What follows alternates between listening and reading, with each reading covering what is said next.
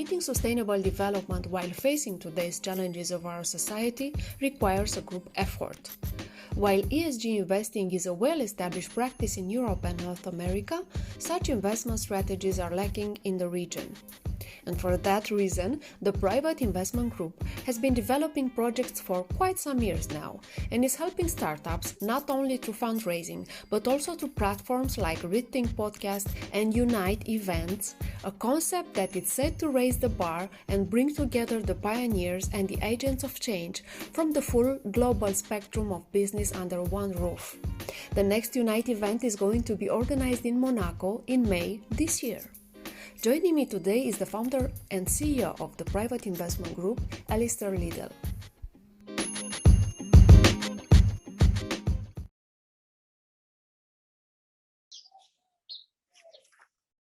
Today, I'm happy to present a special episode with a special guest, Alastair Lidel, founder and CEO of the Private Investment Group. Alastair, welcome to ReThink. Thank you very much, Nicoleta. Thank you. The Private Investment Group, the company that you founded, is developing for quite some years now projects that support startups and platforms like this one, ReThink, and also Unite, a project that we are going to develop further in today's interview. So you are trying to promote the principles of responsible business. But we all know that meeting sustainable development while facing today challenges of our society requires a group effort. So it's more popular than ever to discuss about the ESG investment. It's a concept that is well developed in Europe and North America. But I'm very interested to know how are the trends here in the region? Yeah, so it's an interesting one. I think the overall label of ESG as a sector was here. It just wasn't defined in that way. So, for the last 5 to 7 years, UAE, Saudi, Bahrain, Oman, etc., have all been trying to move away from an oil-based economy. They've been looking into areas of naturally then looking at sustainable different sectors and ways that they can improve. So it's been an undercurrent here of looking in that direction quite strongly. And of course, if you move away from an oil-based sector, it has to be sustainable by its need, for what it needs to fill, and the shoes it needs to fill, essentially. So the region here is tremendously engaged in looking at ways that, whether it's as environmental or social, we hear news recently, I think yesterday came out, there's $2 trillion of sort of unlocked potential from a green finance perspective, for example. Obviously, Expo 2020, which was the last 6 months here in Dubai, ended up naturally being a huge advocate for the ESG space and sector. And every country who had their pavilions, 100 of them, were all focusing on the energy of tomorrow, or supply chain or logistics, but ways in which they can be more sustainable, over the next 20, 30, 50 years. So yeah, the spotlight, I would say, is very much on the sector here. Mm-hmm, mm-hmm. And we are talking about impact investing as well. And why do you think that this growing trend is playing a more important role in experienced investors' portfolio? Because this is the domain you are active in, and you have contact, and this industry. Why do you think that impact investing is getting this role in discussion? I think, look, every portfolio tries to diversify, when it can, and we've seen huge trends over, let's say, the last 20 years with the internet boom. In the 90s, we've had other areas that people look at now. We look at electric cars are probably the ones that people look most to, when obviously we hear a lot about Elon Musk, and that's, I'd say, the general populace globally. Their knowledge of ESG could be a lot deeper, but taking, say, a Tesla as an example, it opens up lots of different options. It's not just about getting power into that battery, it's what happens with the battery.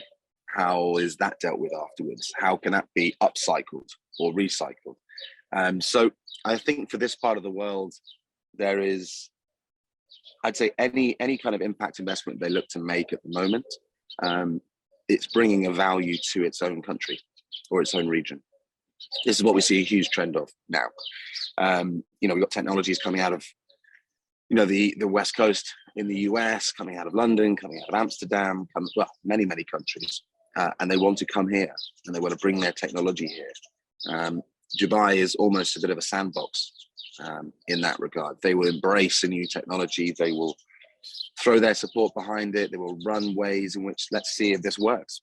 Dubai is not an old city, so it has the infrastructure, it has the ability to try out new sort of innovative ways of being a more sustainable community and society. So I think people are looking at it, it's also something, we look at philanthrocapitalism, which is sort of a slight twist on impact investment, that it's okay to invest in something and down the road reap your rewards, but as long as it's being invested in the right direction, that's what's important. So I think we're seeing a much bigger trend these days of capital flowing into sectors where before it was viewed more as philanthropy, and people are sort of starting to now understand that actually, although it is of course philanthropic by its nature, there are huge business growth and scalability that can come from a lot of the ESG investment space.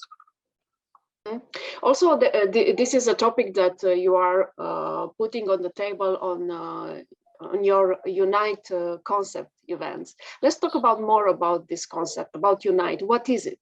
What is Unite concept?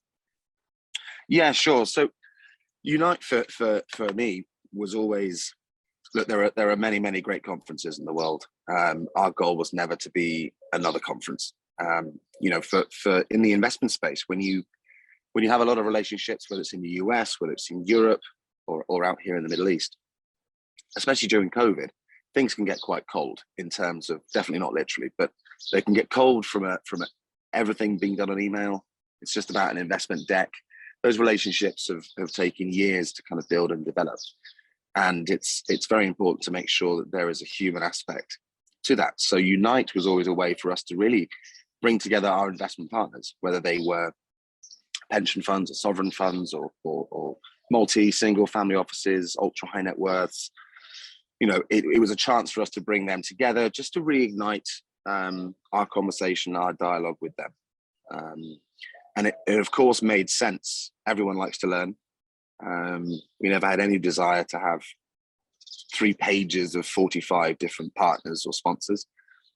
It was always about saying, look, what's a hot topic at the moment? What's really interesting for these investment managers or fund managers? What are they looking to see?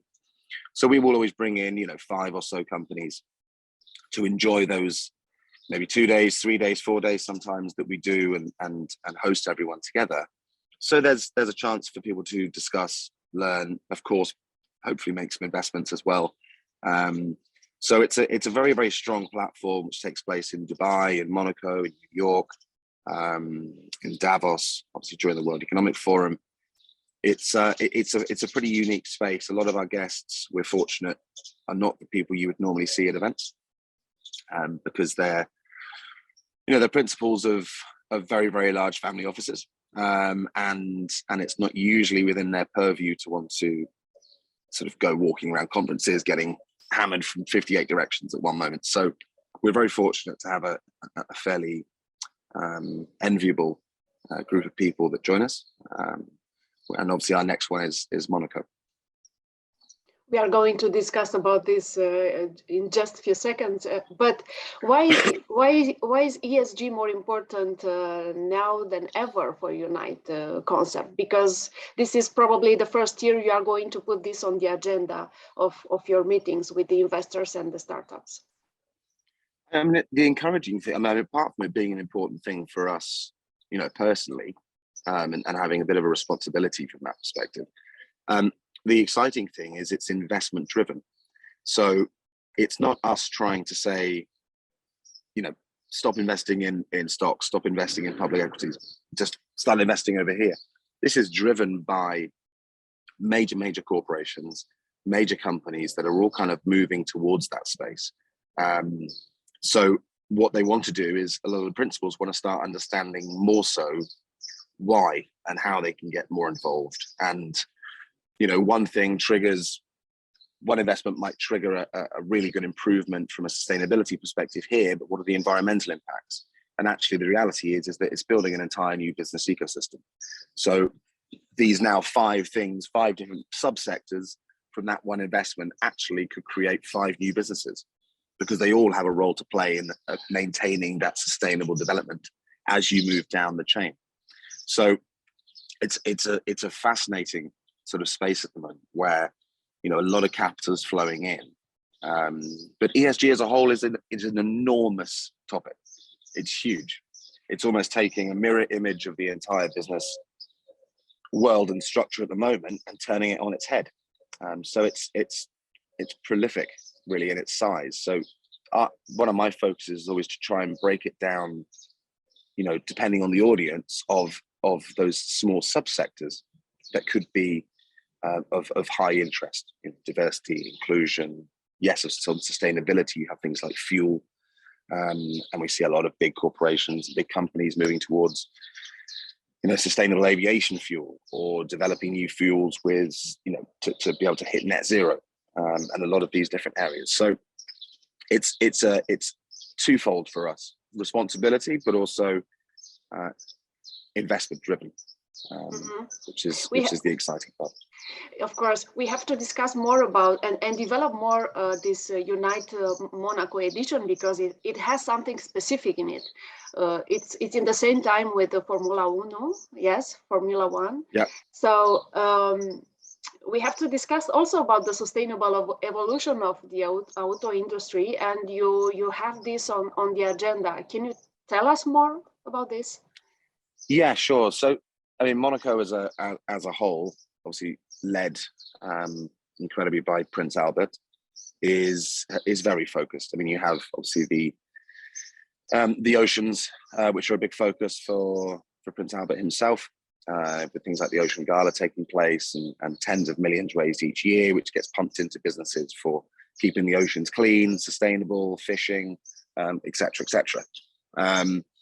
We see Monaco Marina being turned into the world's leading smart marina to improve upon the logistics, mobility, wasted space, in terms of boats and sizes, and lots of different areas they're looking to improve on. So it's, in its own way, it's becoming a hotbed of sustainable innovation, quite clearly. So for us, obviously with the Formula One weekend going on, we hear many times, for example, the Mercedes team, it's Mercedes Petronas. Petronas is obviously one of the leading chemical companies in the world, and they're developing new fuels for the car to use to be high performance and incredibly impactful when it comes to emissions, for example.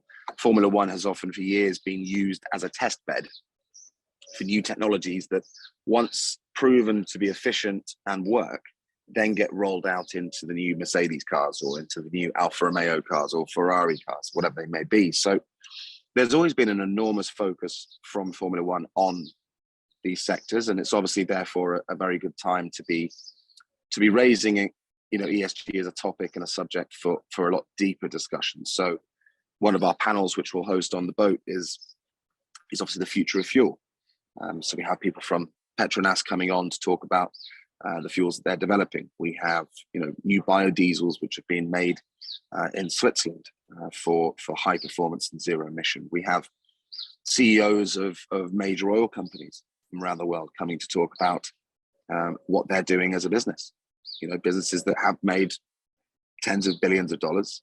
But I know personally that there's millions being poured into what the next 50 years is going to look like for them. And it's going to look very different from the last 50 years. So it's exciting because it's gone beyond the point of corporate social responsibility. It's for some maybe, but for the vast majority, it's an actual change in the direction of their company. It's not just ticking a box to be viewed as doing the right thing. They understand that many people, if we look at the younger generations now, I'd say 90% of those people growing up will drive an electric car. There's a larger personal social responsibility in those sort of two younger generations now, I'd say much more so than my generation or the generation before me. So I think there's a demand, and people will not use a brand if they do not feel it shares their personal goals and values. And businesses have started to understand this. So it's very, very encouraging to see. So obviously looking at fuel is an important aspect given the Formula One. And these are the people out there who are really leading the way when it comes to that development. Yes, we are living such an exciting times, and everything is transforming, and we live this transition to a more sustainable world for real. But we've reached the end of our discussion, but not before addressing you one last questions. It's a surprise questions for every guest of this podcast, and that is because I know you are a parent and you have a vision for the next 50 years. You just mentioned your child will live in this new world, hopefully in a more sustainable world. But how does this world look like? How would you like to look like for your daughter, for your children? I think for me personally, it's increasing the personal responsibility of each of us. That's for me kind of it, because we know from other things and other areas, could be in sports, could be in music, could be in anything. When a group unites together, the power that group can create is exponential. So for me, I see, obviously would like to see a lot of the current damaging industries to the world. Obviously we look at climate change, we look at the countries and what politicians are doing or not doing at the moment to make improvements. But I actually wholeheartedly believe that the businesses and innovations that are being made out of the private sector at the moment fall very much in line, as I mentioned, with the values of a lot of individuals around the world. And so I think when that collective personal responsibility kind of pulls together, politicians, governments, some of the public sector are kind of forced to toe the line, even though they're meant to be the ones who are the regulatory, the legislative, setters. I actually believe that it's kind of more of a humanity-driven responsibility and improvement. So, I hope that we can still see the stars and we can still, drive the car. Although I'm sure by that point it will be autonomously driven and it will be electric, which is great. So yeah, I see it as very positive. But it like many things in the world, it will be human driven. It will be driven by humanity's wish to survive, to improve, to have that personal responsibility for you and your hopefully legacy. Alastair, thank you. It was a pleasure to have you as a guest at the ReThink podcast. Thank you very much. Thank you.